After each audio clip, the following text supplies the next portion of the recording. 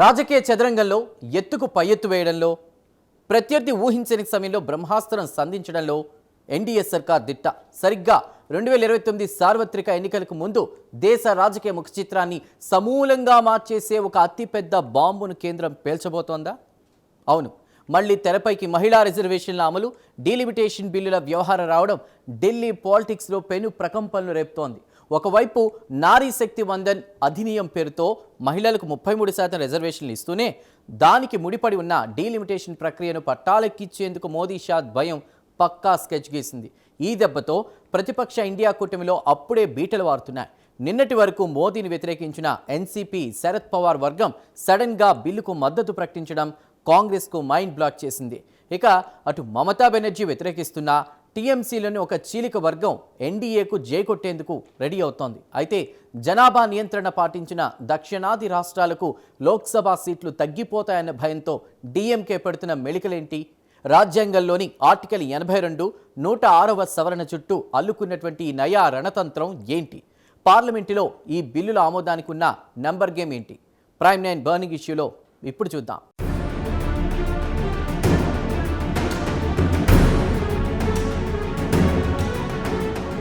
దేశ రాజకీయాల్లో ఇప్పుడు హాట్ టాపిక్ మహిళా రిజర్వేషన్ల అమలు, డీలిమిటేషన్.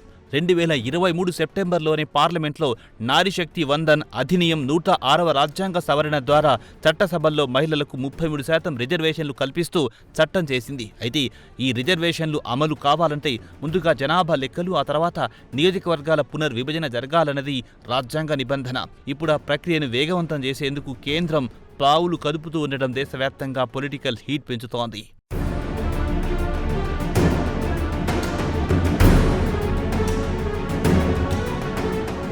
ఈ వ్యవహారాన్ని రాజ్యాంగ కోణంలో చూస్తే ఆర్టికల్ 330A, 332A ప్రకారం లోక్సభ, అసెంబ్లీలో మహిళలకు కోటా దక్కుతుంది. కానీ ఆర్టికల్ 82 ప్రకారం 2026 తర్వాత జరిగే తొలి జనాభా లెక్కల ఆధారంగానే డీలిమిటేషన్ జరగాలి.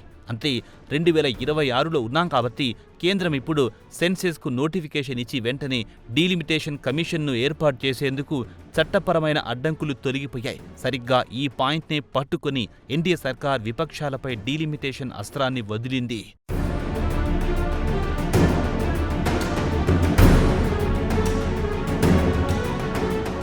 కేంద్రం తెస్తున్న ఈ బిల్లులు ఇండియా కూటమికి ఓ అతిపెద్ద ట్రాప్లా మారాయి. మహిళల రిజర్వేషన్ల అమలును వ్యతిరేకిస్తే దేశవ్యాప్తంగా ఉన్న సగం ఓటు బ్యాంకు కాంగ్రెస్ కూటమికి దూరమవుతారు. పోనీ మద్దతిద్దామా అంటే డీలిమిటేషన్కు ఒప్పుకోవాల్సి వస్తుంది.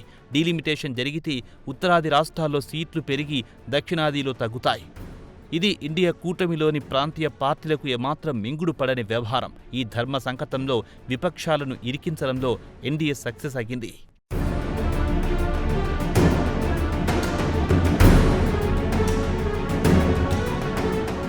కేంద్ర వ్యూహం ఫలించింది అనడానికి తొలి ఉదాహరణ ఎన్సీపీ శరద్ పవార్ వర్గం తీసుకున్న నిర్ణయం. నిన్నటి వరకు ఇండియా కూటమిలోకి కీలక పిల్లర్గా ఉన్న శరద్ పవార్ మహిళా బిల్లు, డీలిమిటేషన్కు బేషరతుగా మద్దతిస్తామని ప్రకటించి బాంబు పేల్చారు.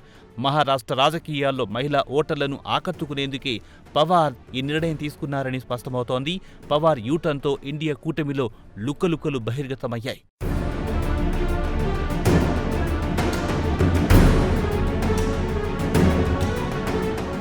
పశ్చిమ బెంగాల్లోనూ ఎన్డీఏ ఆపరేషన్ మొదలయ్యింది. తృణమూల్ కాంగ్రెస్ అధినేత్రి మమతా బెనర్జీ డీలిమిటేషన్ను తీవ్రంగా వ్యతిరేకిస్తున్నారు. అయితే అదే పార్టీకి చెందిన ఒక బలమైన చీలిక వర్గం మాత్రం కేంద్రం బిల్లుకు మద్దతిచ్చేందుకు లోపాయికారిగా మంతనాలు జరుపుతున్నట్టు ఢిల్లీ వర్గాల్లో గుసగుసలు వినిపిస్తున్నాయి.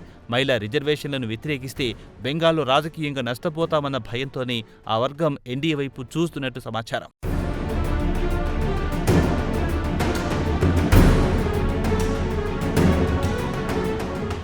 ఉత్తరాది పార్టీల పరిస్థితి ఎలా ఉన్నా డీలిమిటేషన్ వ్యవహారం దక్షిణాది రాష్ట్రాల గుండెల్లో రైళ్లు పరిగెత్తిస్తోంది. జనాభా నియంత్రణను పక్కాగా అమలు చేసిన పాపానికి మా లోక్సభ సీట్లకు కోత పెడతారా అంటూ ప్రాంతీయ పార్టీలు బగ్గుమంటున్నాయి. ముఖ్యంగా ఇండియా కూటమిలో కాంగ్రెస్కు అతిపెద్ద మిత్రపక్షమైన డీఎంకే ఈ బిల్లుల విషయంలో పెడుతున్న మెలికలేంటి? ఎస్పీ, ఆర్జేడీ లాంటి పార్టీల స్టాండ్ ఏంటి? అసలు ఈ డీలిమిటేషన్ వల్ల ఏ రాష్ట్రానికి లాభం, ఏ రాష్ట్రానికి నష్టం? Let's continue.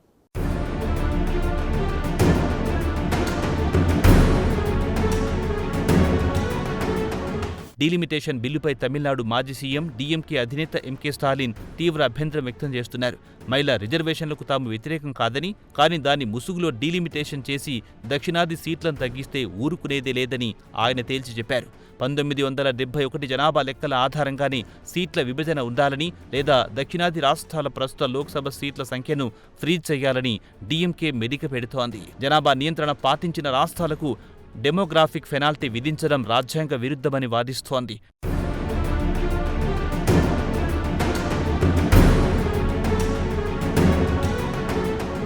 డీఎంకే భయపడుతున్నట్లుగాని, ఒకవేళ ప్రస్తుత జనాభా ప్రాతిపదికన డీలిమిటేషన్ జరిగితే పార్లమెంట్లో ఉత్తరాది రాష్ట్రాల ఆధిపత్యం మరింత పెరుగుతుంది. కేవలం ఉత్తరప్రదేశ్, బీహార్, మధ్యప్రదేశ్, రాజస్థాన్ రాష్ట్రాలకి దాదాపు 50కి పైగా కొత్త లోక్సభ సీట్లు పెరిగే అవకాశం ఉందని గణాంకాలు చెబుతున్నాయి. అదే సమయంలో తమిళనాడు, ఆంధ్రప్రదేశ్, తెలంగాణ, కేరళ రాష్ట్రాలు తమ ప్రాతినిధ్యాన్ని కోల్పోతాయి. ఈ నార్త్ వర్సెస్ సౌత్ ఫీలింగ్ ఇప్పుడు ఇండియా కూటమిని నిలువున చీలుస్తోంది.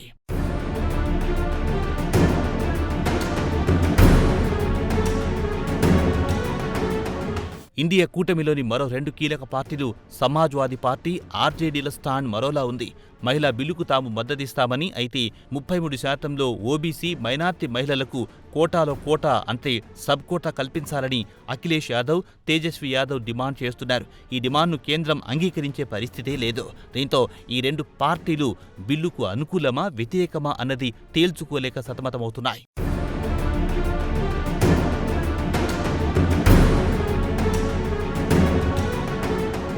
మిత్రపక్షాల భిన్న స్వరాలతో కాంగ్రెస్ పార్టీ, రాహుల్ గాంధీ తీవ్ర కన్ఫ్యూజన్లో పడ్డారు.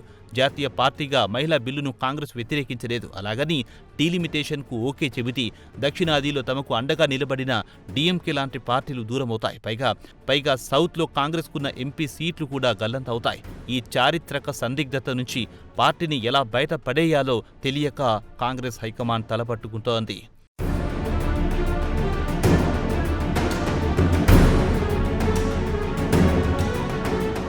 ఒకవేళ ఎన్డీఏ సర్కార్ ఈ బిల్లును పార్లమెంట్లో ప్రవేశపెట్టి విపక్షాల చీలికలతో ఆమోదింపజేసుకుంటే అది ఇండియా కూటమికి అతిపెద్ద వైఫల్యంగా చరిత్రలో ముద్రపడిపోతుంది. కూటమిలోని పార్టీలను ఏకతాటిపై నిలపలేకపోయారన్న అపవాదు కాంగ్రెస్ మూటగట్టుకోవాల్సి వస్తుంది. మోదీ షా ద్వయం విసిరిన ఈ పొలిటికల్ గూగ్లీకి సమాధానం చెప్పలేక విపక్షాలు అక్షరాల ఆత్మరక్షణలో పడిపోయాయని రాజకీయ పండితులు విశ్లేషిస్తున్నారు.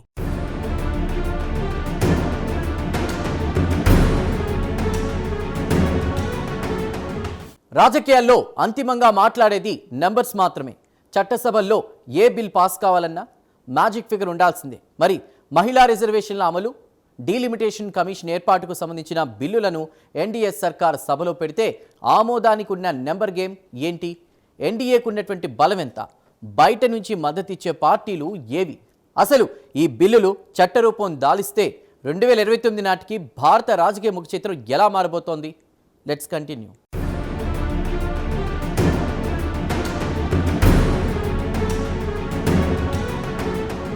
ప్రస్తుతం 543 స్థానాలున్న లోక్సభలో ఎన్డీఏ కూటమికి 293 మంది ఎంపీల స్పష్టమైన మెజార్టీ ఉంది.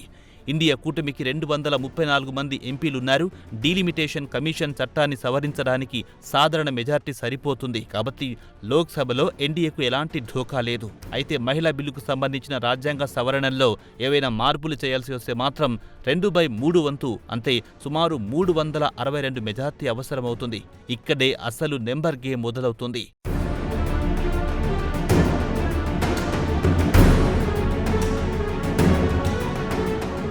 ఆ 2/3 వంతు మెజార్టీని సాధించడానికి ఎన్డీఏ సర్కార్ తటస్థ పార్టీల వైపు వల విసురుతోంది. నవీన్ పట్నాయక్కు చెందిన బీజేడీ, జగన్కు చెందిన వైసీపీ, రాజ్యసభలో కేసీఆర్కు చెందిన బీఆర్ఎస్ పార్టీలు మహిళా బిల్లుకు వ్యతిరేకంగా ఓటు వేసే సాహసం చెయ్యలేవు. వీటికి తోడు ఇండియా కూటమిలోని శరద్ పవార్ వర్గం, టీఎంసీ చీలిక వర్గం, ఆప్లోని కొందరు అసమ్మతి ఎంపీలు ఎన్డీఏకు మద్దతిస్తే బిల్లు ఆమోదానికి అవసరమైన మ్యాజిక్ ఫిగర్ను కేంద్రం సునాయాసంగా చేరుకుంటుంది.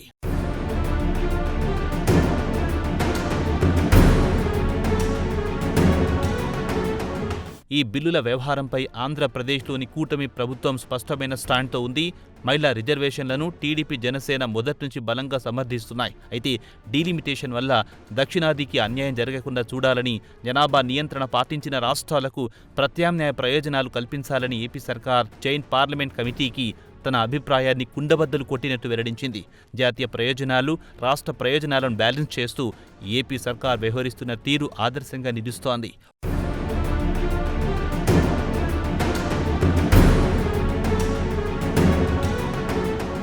ఒకవేళ ఎన్డీఏ సర్కార్ అనుకున్నట్టు ఈ బిల్లులు నెగ్గితే భారత రాజకీయ చరిత్రలో అదొక సువర్ణ అధ్యాయం అవుతుంది. వెంటనే డీలిమిటేషన్ కమిషన్ ఏర్పాటై దేశవ్యాప్తంగా నియోజకవర్గాల పునర్విభజన చేపడుతుంది. లోక్సభ సీట్ల సంఖ్య 543 నుంచి 750కి లేదా 800కు పెరిగే అవకాశం ఉంది. పెరిగిన సీట్లలో 33% అంటే సుమారు 250కి పైగా సీట్లు కేవలం మహిళలకే రిజర్వ్ అవుతాయి. ఇది చట్టసభల్లో మహిళా సాధికారతకు అతిపెద్ద పీట వేసినట్టు అవుతుంది.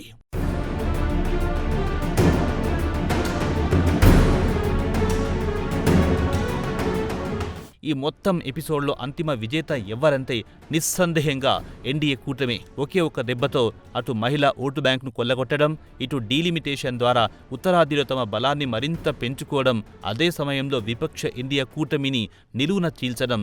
ఇది మోదీ షా మార్క్ పాలిటిక్స్. ఈ బిల్లులు చట్టరూపం దాల్చితే 2029 ఎన్నికల నాటికి ప్రతిపక్షాలకు అజెండానే లేకుండా పోతుందన్నది అక్షర సత్యం.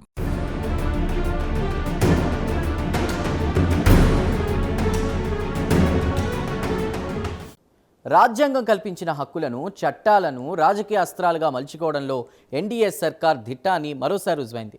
మహిళా రిజర్వేషన్ అనేది దశాబ్దాలుగా నలుగుతున్న కళ. దాన్ని సాకారం చేస్తూనే డీలిమిటేషన్ అనే డబుల్ ఎడ్జ్ స్క్వాడ్ని విపక్షాల మెడపై పెట్టింది కేంద్రం. శరద్ పవార్ మద్దతు, టీఎంసీలో చీలికలు చూస్తుంటే ఇండియా కూటమి పేక మేడలా కూలిపోవడం ఖాయంగా కనిపిస్తోంది. అయితే దక్షిణాది రాష్ట్రాల భయాలను, డిఎంకే లాంటి పార్టీల అభ్యంతరాలను కేంద్రం ఎలా అడ్రస్ చేస్తుంది అన్నదే ఇప్పుడు అత్యంత కీలకం. జనాభాను నియంత్రించిన రాష్ట్రాలకు శిక్ష పడకుండా, రాజ్యాంగ స్ఫూర్తి దెబ్బతినకుండా డీలిమిటేషన్ జరిగితే ఈ బిల్లులు భారత ప్రజాస్వామ్య చరిత్రలో ఒక మైలురాయిగా నిలిచిపోతాయి. పార్లమెంటు వేదికగా జరగబోయే ఈ నంబర్ గేమ్ 2029 ఎన్నికల రణతంత్రానికి అసలైన నాంది పలకబోతోంది.